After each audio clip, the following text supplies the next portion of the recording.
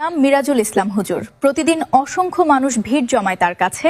অনেক রোগী ভালো ফলাফল পাচ্ছেন। চলুন শুনে আসি তার মুখ থেকে। সকাল হতেই হুজুরের বাসার বাইরে দেখা গেল শতাধিক মানুষের ব্যাপক ভিড়।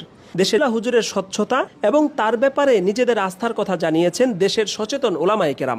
পৌরাণিকভাবেই উনি মানুষের চিকিৎসা করে থাকেন। প্রচুর পরিমাণে শ্বাসকষ্ট ছিল, প্রতিদিন ইনহেলার নেওয়া লাগছে, তাছাড়া চলছে না আর কি। জেনে গেছি আমার এটা নেওয়া লাগছে, তারপর আসছি আসার পর থেকেই গত সপ্তাহে আসছি, আজকে শুক্রবার, এক সপ্তাহের মধ্যে ইনশাল্লাহ আমার ভালোই লাগতেছে। কারণ মেডিসিনই কিন্তু আল্লাহর অর্ডার ক্যারি করে। যেই দিন মেডিসিনকে বলা হবে তুমি কাজ করো, রোগ ভালো হয়ে গেছে।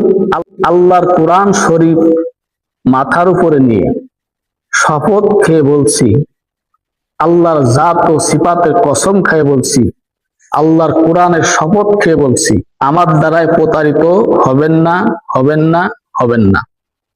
তবে ভালো করার মালিক হচ্ছেন আল্লাহ। কোরআন কখনো মানুষকে ঠগায় না। আপনার কাজ করে দেওয়ার দায়িত্ব আমার। এমন কোন কাজ নাই যে মাওলানা মিরাজ হুজুর না পারে।